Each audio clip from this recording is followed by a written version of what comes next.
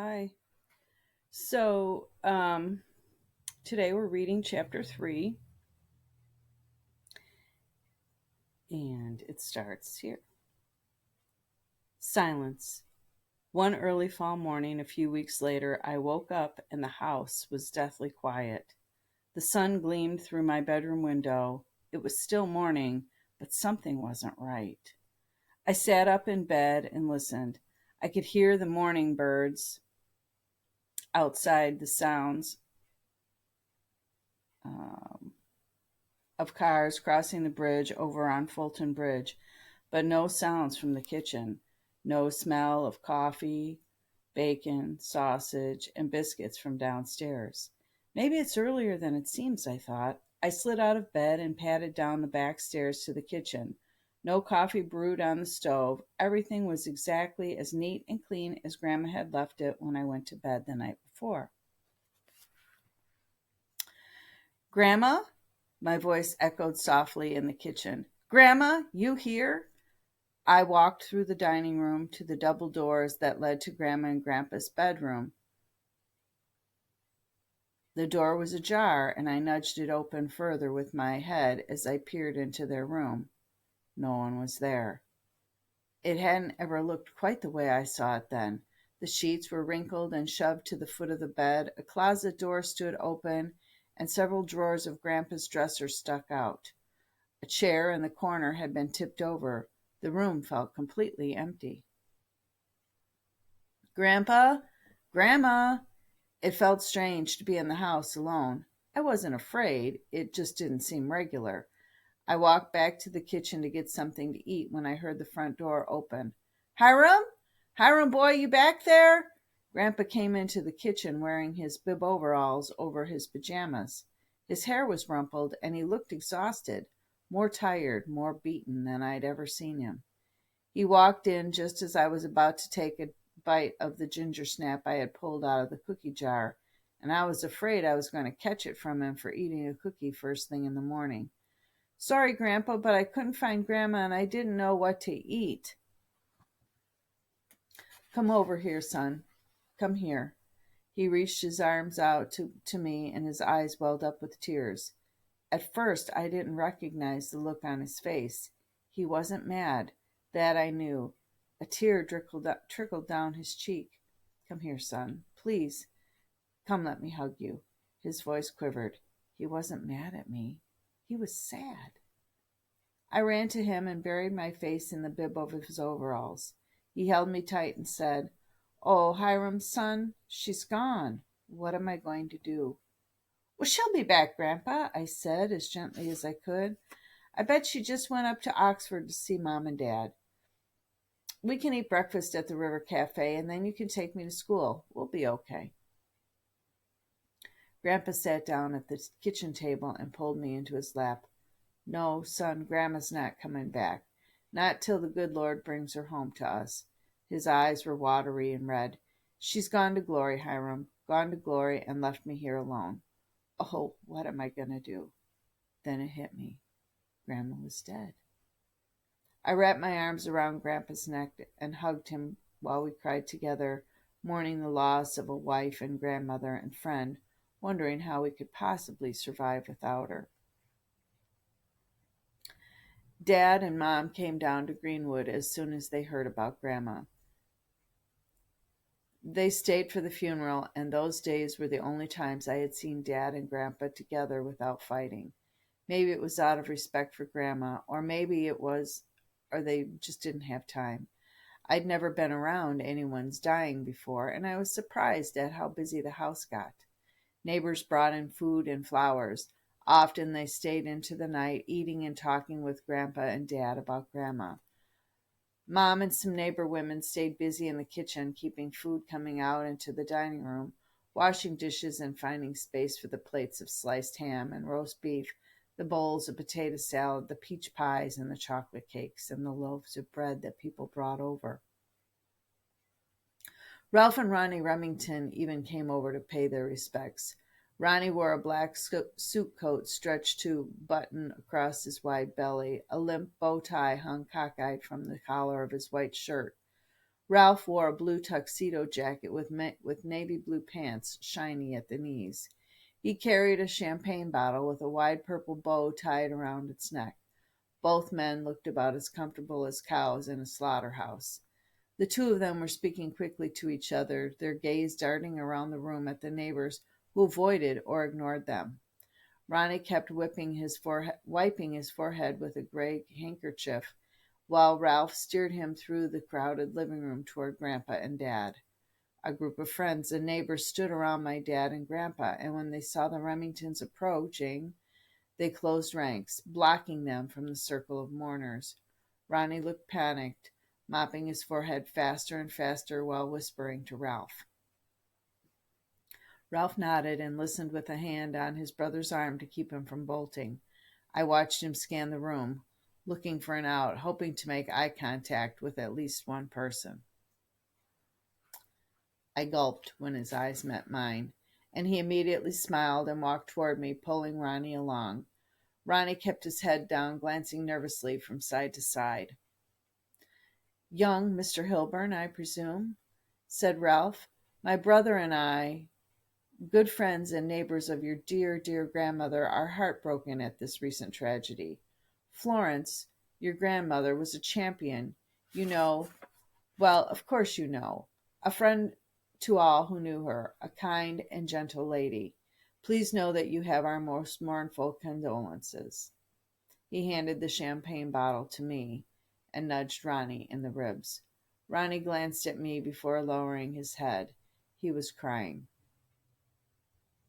"I promised Ralph I wouldn't cry. I did say it. Yes, I did. Ralph, I said, I will not cry. No, I won't. Even though," his voice quivered, "even though Florence Hilburn was our best friend in Greenwood. Of course Ralph won't cry. He's a rock, a real Gibraltar, though if you ask me, a little emotion is a healthy thing once in a while. Some people are just so hard-hearted, you wonder if they have a heart at all. Not that I mean that Ralph is hard-hearted. No, I would never say that, but of course not your sweet grandmother. No, not her. Florence Hilburn she was a queen of kindness. Yes, I like how that sounds. It suits her. A queen of kindness." He smiled and wiped a tear from his cheek with the back of his hand. "Did you know that she often brought us dinner? Leftovers is what she called it, but it was a feast. That woman could cook, but she was full of charity, looked out for Ralph and me. Not that we can't look out for each other, for ourselves, of course. We're two grown men perfectly capable of taking care of ourselves, and never once did we look for a handout. No, sir, we never looked for someone's charity.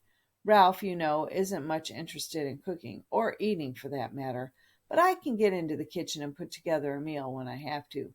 Why, just last night I was frying some eggs to go with toast. A good meal, you know, fried eggs and toast. We were about to sit down to eat." His voice grew soft and quivery again. "Well, anyway, Florence Hilburn was, oh, yes, she was a queen of kindness." Tears dripped onto his shoes. I felt sorry for Ronnie and for me. Seeing him so sad made me miss Grandma more than ever. Ronnie looked wrung out from talking about Grandma, but Ralph was ready to move. "Well, yes, young Mr. Hilburn. By the way, what is your name, lad?" "Hiram. Of course, Hiram Hilburn. How could I forget that? Many times I've seen you with your grandparents. Noble family you have here, young Harlan." "Excuse me, Mr. Remington, but I'm Hiram. Harlan's my dad. Yes, of course he is. I've known young Harlan for many years, don't you know?" He looked around him. "It's clear your father and grandfather are going to be occupied for some time with all these dear, dear friends. I'm afraid that I really must get Ronnie back home. This has become so shattering for him, so very difficult. Please extend our most sincere and kindest sympathy to your family. I apologize for Ronnie's unseemly outpouring of emotion, but your grandmother's demise has become a real shock to him, and of course to me as well." Ralph cleared his throat.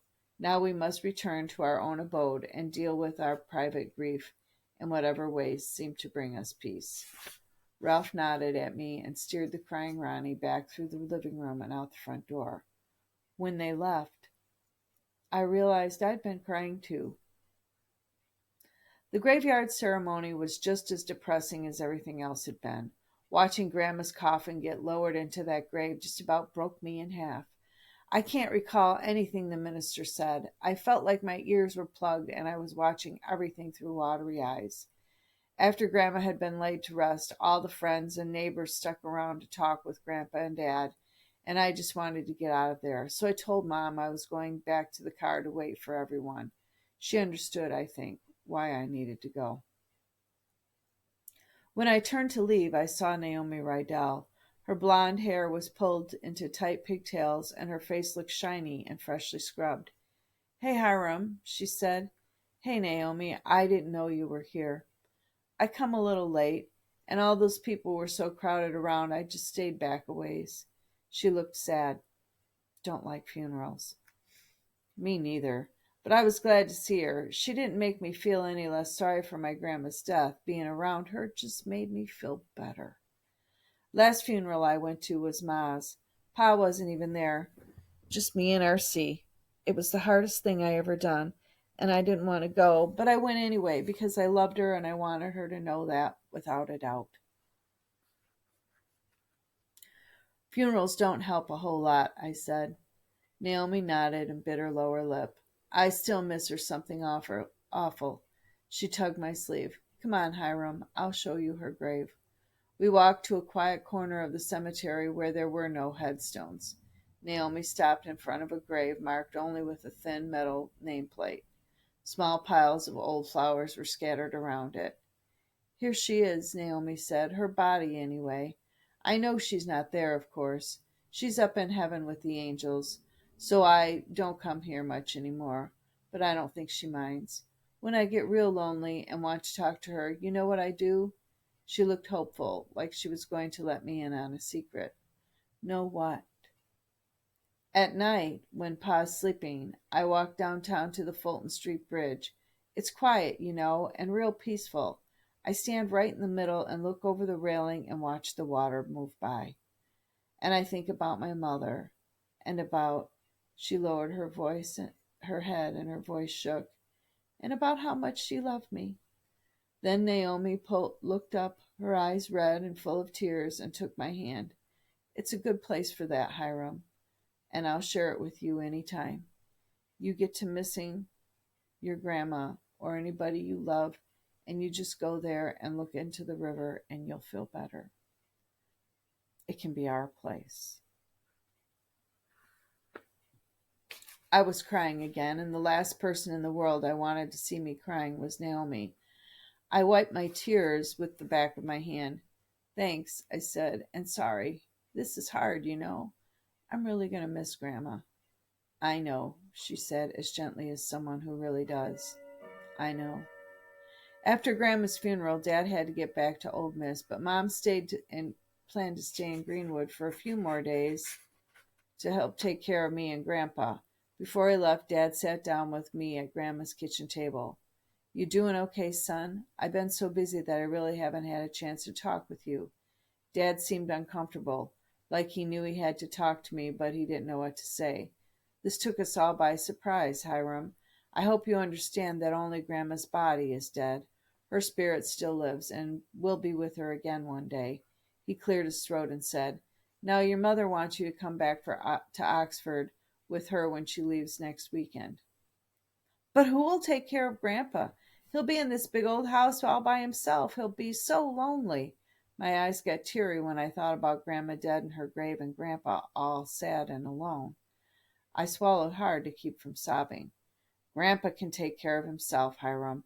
He's only 55, and he's got lots of friends here in Greenwood." "Daddy, why don't you and Mom come down here and live again? We can all stay together and help Grandpa get along with things."